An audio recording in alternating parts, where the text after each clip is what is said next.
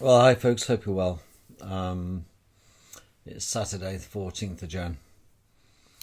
I've really been dreading doing this video, quite frankly, because it is an absolute minefield for various reasons. One is that you can get terribly bogged down in the science of it all, number one.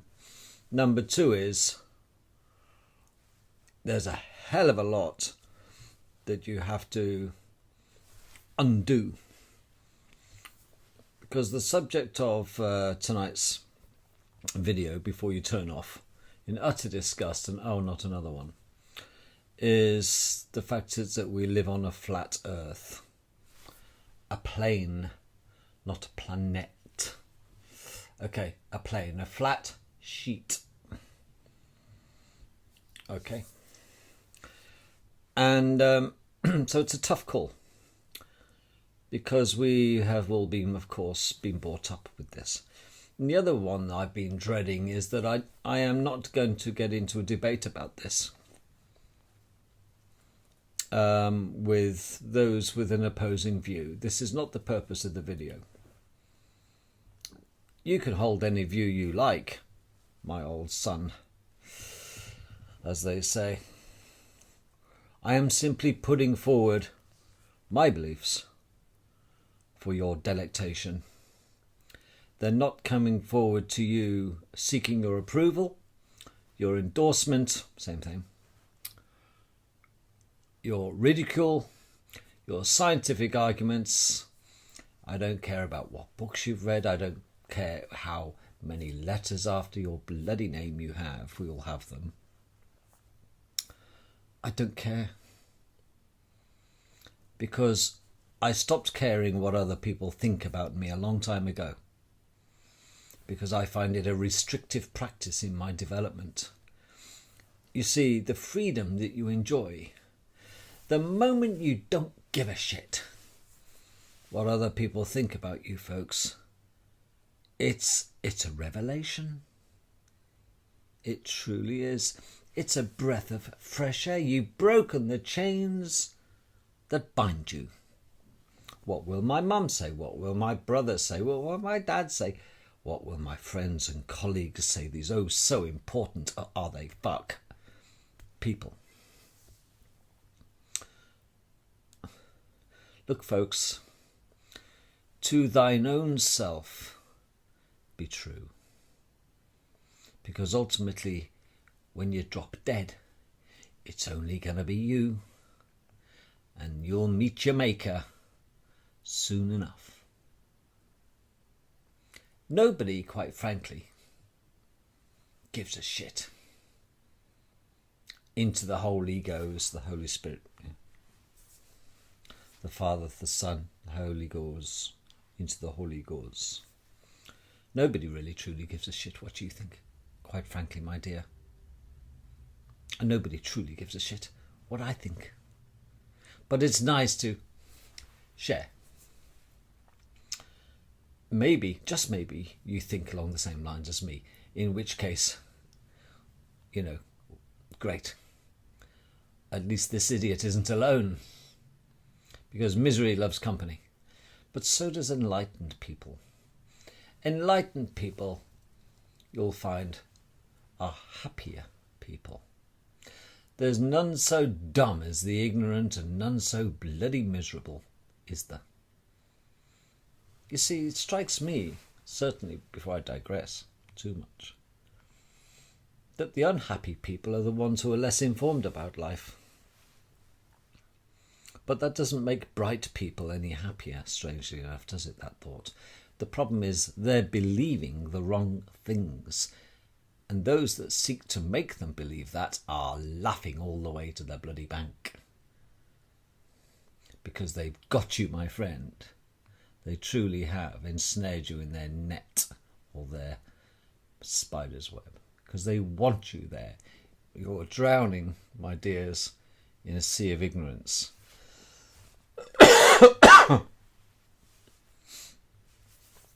Before I launch into my diatribe of the flat earth, I would like to make a few points. Number one is, I'm going to do a kiss on you, Kiss. I'm going to keep it simple, stupid. It's the only way I can cope. I'm a simple soul. Okay. Yes, fundamentally I'm a scientist. Aren't we all? I have an ology. Don't we all? But before I launch, I think there's certain things that if you're going to avail yourself to some of the truths that you might be resistant, assuming you're a baller, you believe that we live on a sphere. Don't worry. I'm not here to convince you. I'm here to say and tell you what convinced me to the polar opposite, excuse the pun, of what you believe. If you believe we're on a ball and I believe we're on a flat plane, we might have something to talk about. But sadly, this isn't a two-way conversation. I'm going to tell you why I think like I do. And maybe, just maybe, it'll spur you into thinking, well, there's a certain degree of he's got nothing to gain by telling me this. That's very true. I don't have a vested interest in anything you do. I don't have a club. I don't have a membership. I don't have nothing. I'm just sharing information. I've got my information from others like Eric Dubai and co. who share. And I've listened to them. And I've looked at the preponderance of evidence and I've done my own due diligence. Believe it or not, I've looked into things myself. Yes, I'm really not that stupid to take the word of a person. But the preponderance of evidence, once you discover it, it's like opening a magic Pandora's box. And that's what it is. Once you get your head, dare I say it, around the fact is that we live on a flat plane, so much that has been confusing you, or certainly with me, it makes perfect sense. All of a sudden, it's a revelation, as I said. You see? It's like discovering the Ark of the Covenant. What is this big thing? Well, I believe it's the truth. And I want to be set free. And I heard rumours that the truth will indeed set me free. Well, it has. I'll tell you why. It's given me great hope for the future of humanity. Because, believe it or not, in Shakespeare's words, the truth will out. And the one thing the internet has allowed us to do is share information and solve the deeper mysteries of the lies and do our own due diligence with such power never available to those who seek knowledge have had before in history. You have more power in your mobile phone than the President of the United States had at his fingertips in 1976 in your pathetic little mobiles. There is no need for universities anymore because we've got Google. There's no need and no excuse now for you to remain ignorant, and you won't have a university bill. Ho, ho, ho. Before you even attempt to get your head around what it is I'm saying, although it's going to be childlike at its level, I need to keep it at that level for my mentality, okay, if you want to be churlish about it. But I like things simple. You see, in Occam's theory, there's a thing called Occam's razor.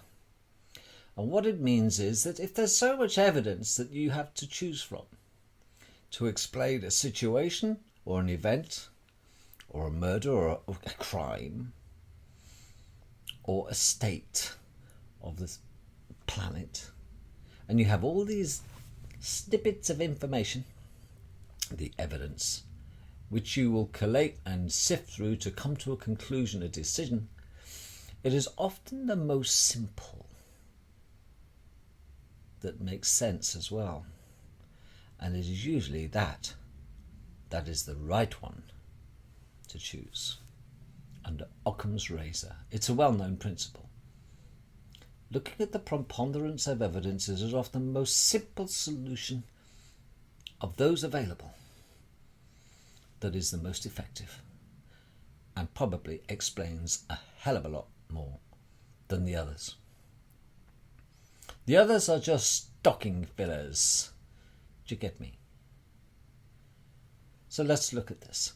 You need to understand this. Before you can be serious about considering whether we live on a flat plane and not a ball. I say a ball, a sphere, if you like, if you want to be picky. And there are picky people. Understand that there is no space travel. With the known technology to the general public. That's an important fact. What we perceive as available technology to our knowledge, not mankind's, ours, the general public's knowledge, there is no space travel. It's a scam. It's one big fuck-off vacuum above the firmament. Number 2, get a reality check and do your own due diligence on the fact is there will never and has never been satellites floating around our heads. Because if you were to believe the current shit about satellites going round and round the garden like a teddy bear, way up in space, which was an Arthur C. Clarke invention, another elite Illuminati type, scientist on the payroll. It was a dream of his, and that's all it was. And a dream that turned into a perfect scam of a way of convincing the people to part with cash for satellite communication and mobile phone technology and telecommunications. Satellites do not exist. Yeah, but I see them go. No, you don't see them go over, you dick. Okay, there are no satellites. If you are believing there are satellites and you think there is an excess of 130,000 of them up there, which by common calculation is probably conservative, going round and round the garden above our heads, how come none have ever fallen on us? How come they don't collide with one another? How come they don't go wrong? How come? How come in 1954 there were satellite dishes, if you like, look like satellite dishes, on the ground, pointing around the earth and up to the sky? There you go, so definitely satellites then. What were they shooting at? They weren't shooting the information at satellites. They were shooting it and bouncing it off the ionosphere. That's the ozone layer. Ozone, within 30 seconds of exposure to ultraviolet light, is ionized within 30 seconds. So we might have an ozone layer, but it lasts for about 30 seconds before it becomes ionized, and that is the ionosphere. And it is that the dishes are pointing at, not satellites. There are no satellites, folks. It's a lie. A nice one, a lucrative one, but it's a lie. Ham radio people have been bouncing off, and TV and the others, have been bouncing off the ionosphere for years. Even Tesla was doing it. Anyway, except there are no satellites. That's number 2. Number 3, except that there are no such things as planets that you can land an aeroplane or a spaceship on. There are none. There are stars. There are gaseous balls. And there were wandering stars. And the wandering stars, those without a home on our firmament, are the planets. What we perceive as planets. But in no way can you land anything on them. And we can't take photographs of them, not with standard photography. And those pictures of all the different planets, Jupiter, Mars, Pluto, Venus, Saturn, blah de blah de blah, for the most part are computer generated images. Pretty pictures, just like that NASA do of the Earth. Yes. Understand that and accept it. Don't even think about investigating the flat Earth until you got your head around what I'm saying here. No space travel with known technology. No satellites floating around our heads. No planets, just gas balls wandering about. Here's another one. The moon and sun are within our firmament, which is like a Centre Parks dome above our Earth, our plane, our circular plane. We're in a Centre Parks, and within the Centre Parks, folks, is the sun and the moon going round and round the garden like a teddy bear. Except that the sun is not 93 million miles away. Stars are not light years away. And the moon's not that far away. The moon is the latest addition. The sun was here before the moon. Okay, understand that. The moon was put in late for a very good reason. It's a suppressor. It's a repeater station. That's all. Understand that. And it is within our firmament. It is no more than 3,500 miles high. And nor is the sun. And here's a biggie. This is a real tough one for you to get your head around, I suppose. I know they wouldn't, but they do. NASA lie. NASA stands for Never a Straight Answer. NASA. Now, we could get technical. I could give a slide rule out. We can talk till the cows come home about you've got all the evidence. But ask yourself, who wrote the fucking textbooks? Ask yourself, the moment you went into school, the first thing that was shoved into your hand, children, was a globe. Every poster on the bloody school that I went to, the first school, 5 years old, straight out the crying arms of my mother and mine.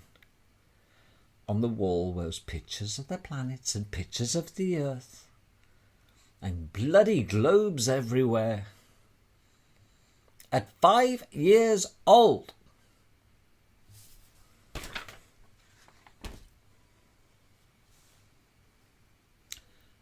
It begs the question. If indeed we are on a flat plane, and I believe we are, who gains by the deception?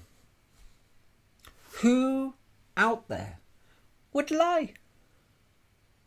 Well, the amazing thing in the early days, of course, it was never considered that we lived on anything but a flat plane. It was no big deal.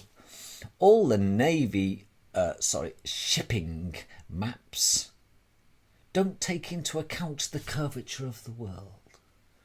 They're flat. Okay, of late aeronautical maps don't take into the account or nature of the curvature of the world. Navigation maps, they don't. The new standard map of the world doesn't take into account a curvature. Those engineers who are building the G2 railway station road track, I know a couple, I live near one of them. People who lay railway tracks don't need to compensate for the curvature up or down of the curvature of the world.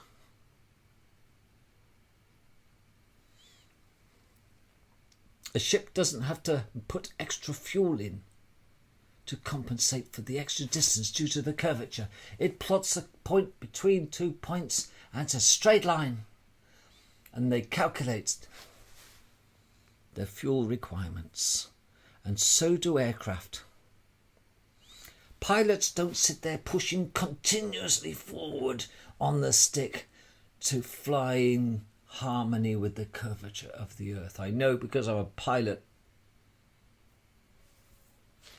Not to mention the Coriolis effect, which she can wax lyrical about.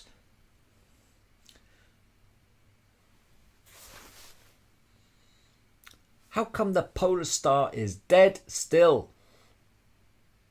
And all the other stars go round and round and round, and they have done. And this Leo star sign rotates like a clock around the polar star.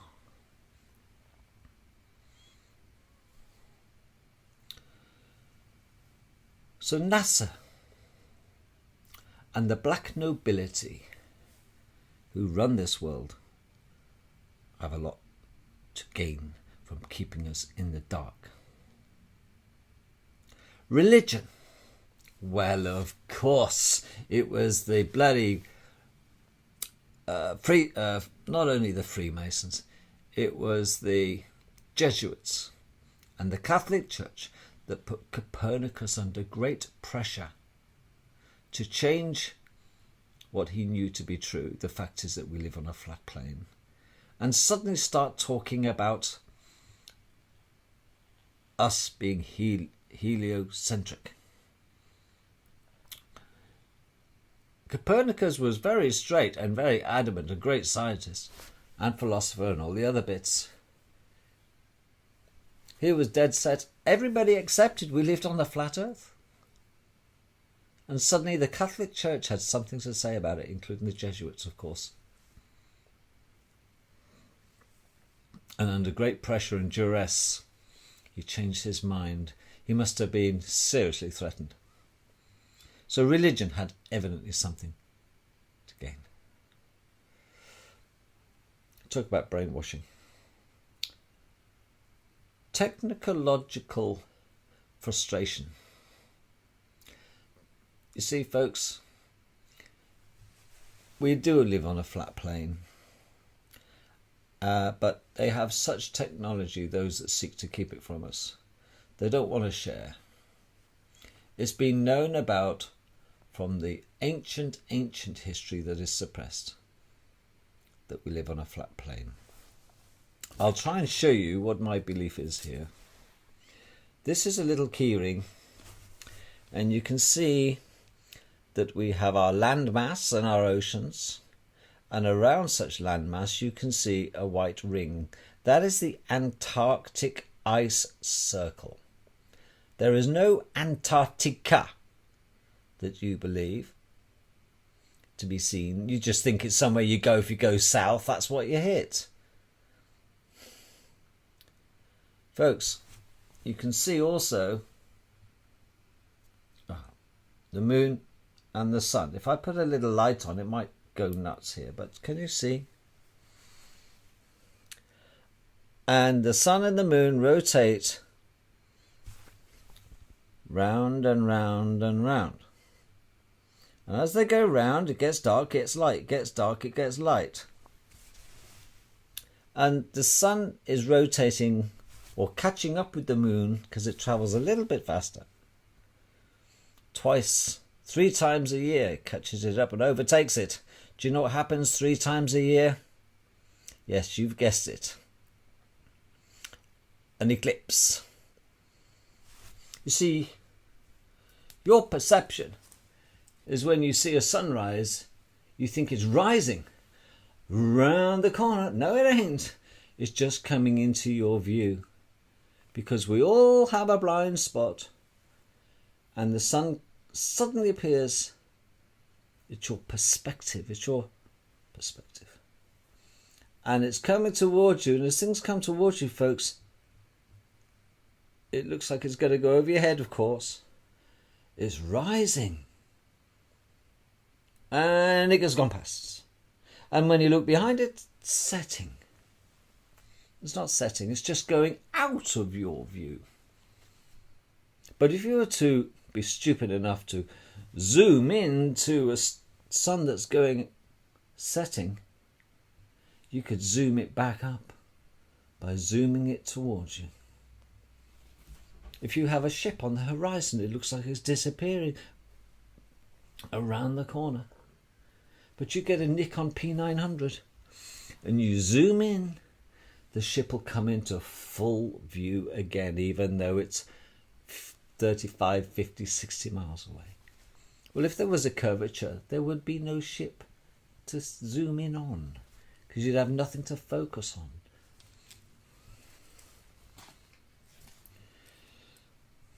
People say, yeah, but we've gone around the world. We've circumnavigated the world, haven't we? Duh. Yeah. People have gone round and round the garden that way. West to eastern. East to west. Nobody has gone north to south. Circumnavigation. I wonder why. Nobody's gone that way round. They've just gone that way round or that way round. It took a guy 3.5 years to go around in the early days in his sailing ship, and he never got past that ice ring. You know that one round here. The one that is heavily guarded. Because outside this ring, if I were to extend it and make it bigger and bigger and bigger, there are other continents that you and me aren't allowed near. There are nation after nation state after nation state drilling for oil, drilling for gold, mining coal, mining rare earth minerals. There's a huge industry on the land masses outside the Antarctic ice circle. You don't see this advertised. Of course you don't, because it's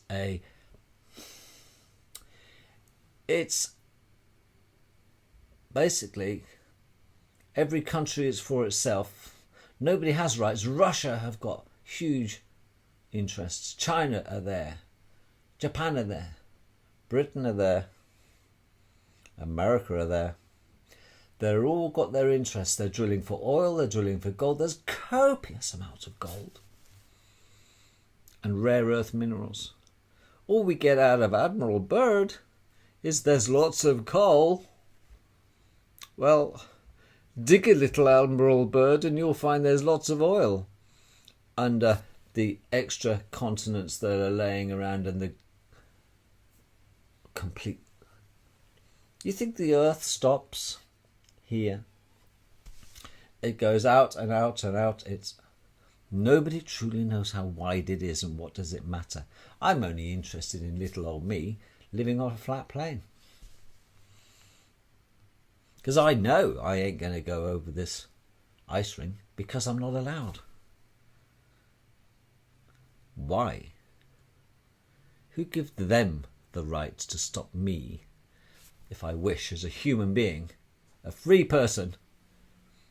I want to go over here to this land continent that the Chinese have known about since the 6th century.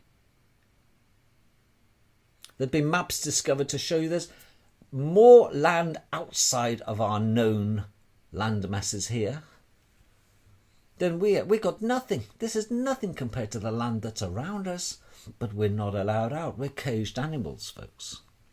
And we're encased by a large glass dome called a firmament. That's what we are.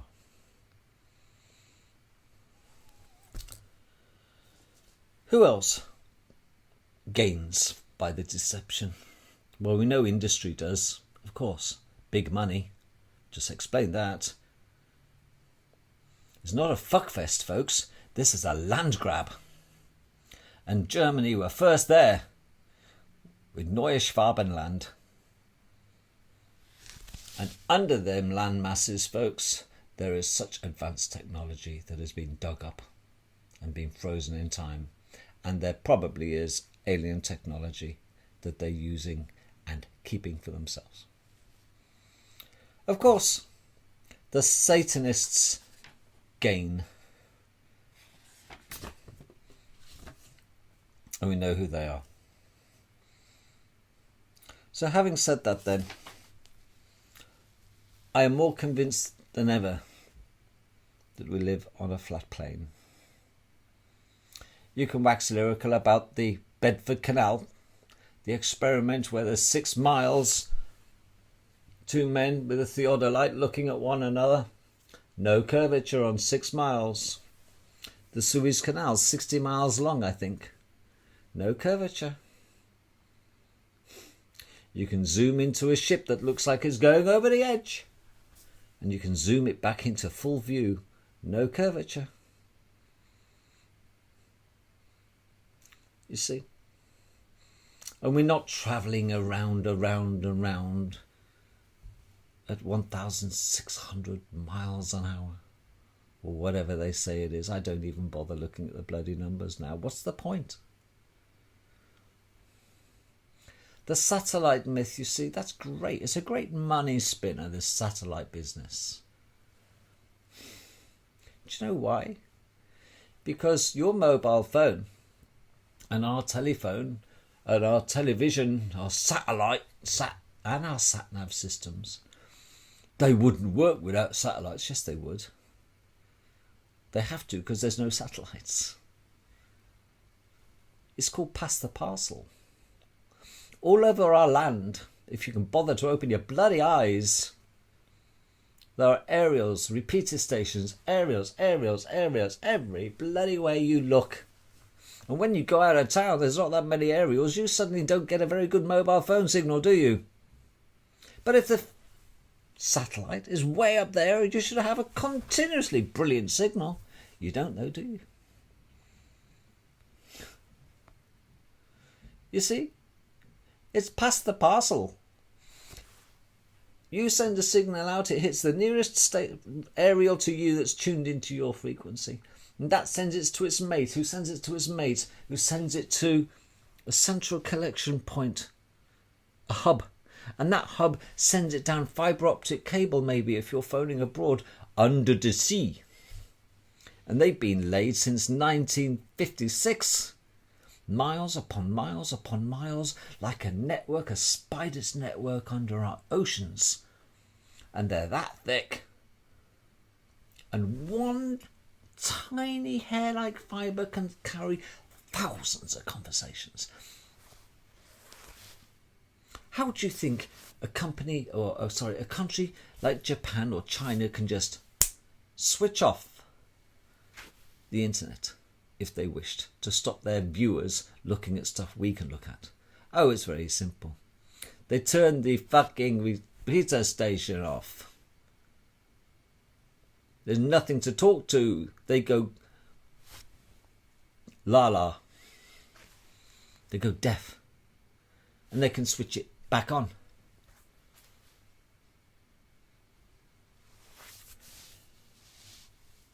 Folks, whenever NASA send pictures, NASA, never a straight answer, of our alleged space out there with the ISS and outer space, the moon landings, where are all the satellites? There are no satellites. gigahertz.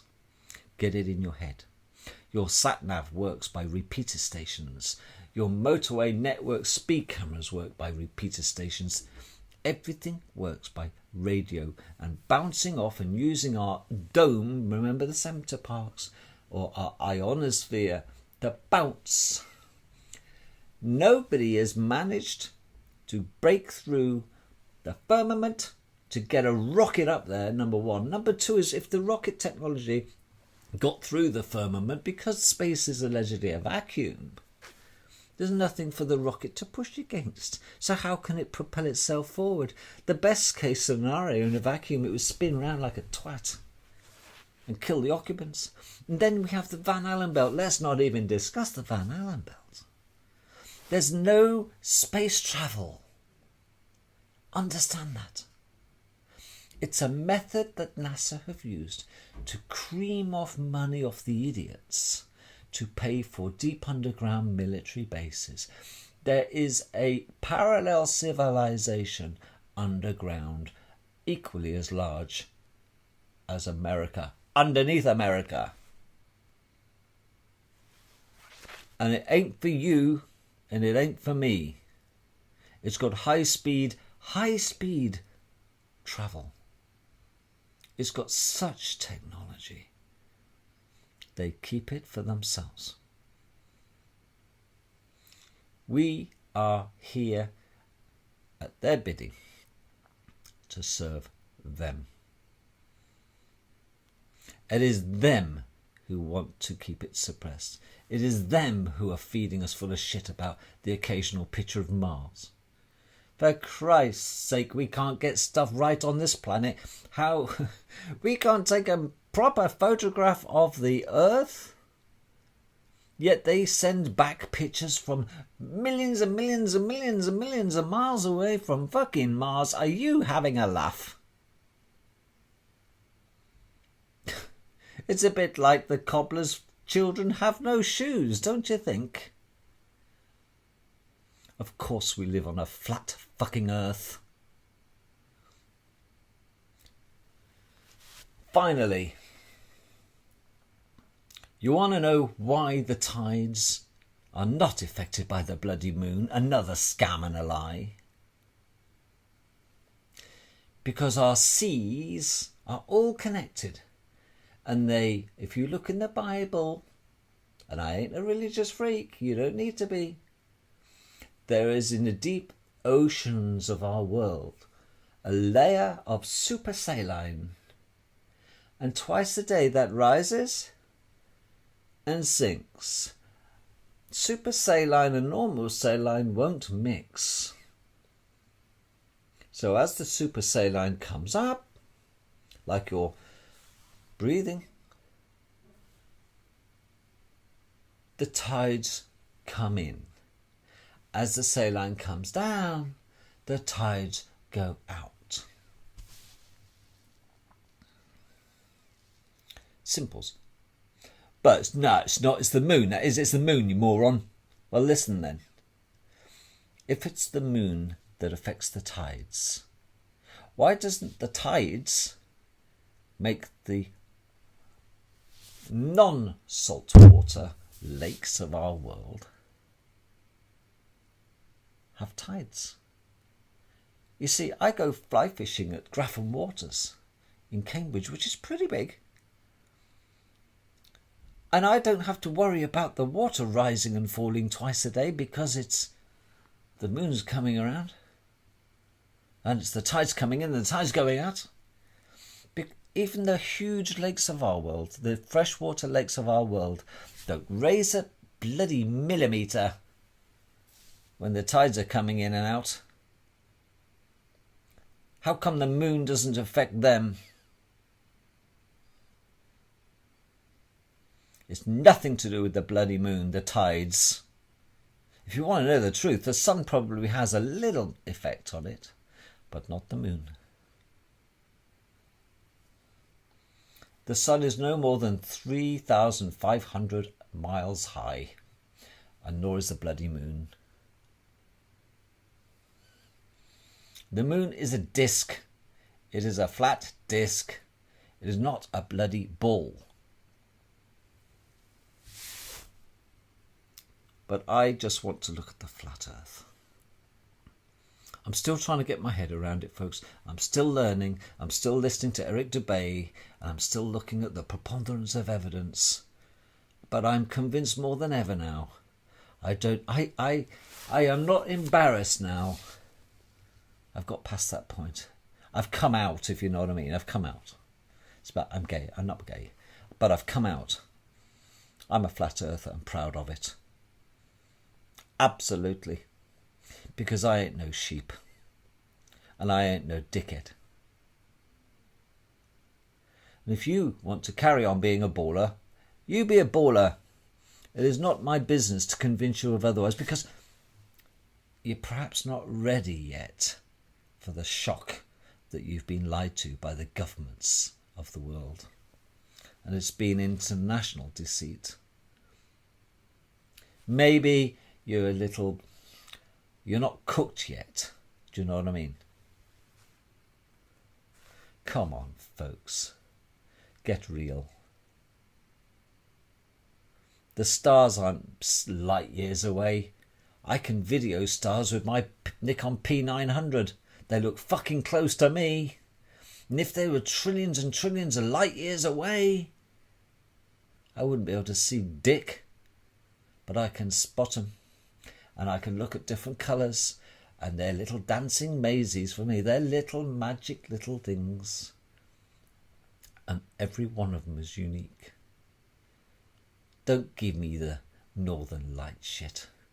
Don't give me the southern hemisphere, northern hemisphere. There's no hemispheres, for Christ's sake. We're on a flat plane. Hemisphere is half a sphere. We're not on a sphere. We're on a flat plane. Get it into your head. Nothing you say will convince me otherwise. Over to you to do your own due diligence. For me, I'm going to go look at my new standard map of the world and marvel at how it is that they've pulled it off on the world's population so beautifully to treat us like fucking morons. Not me.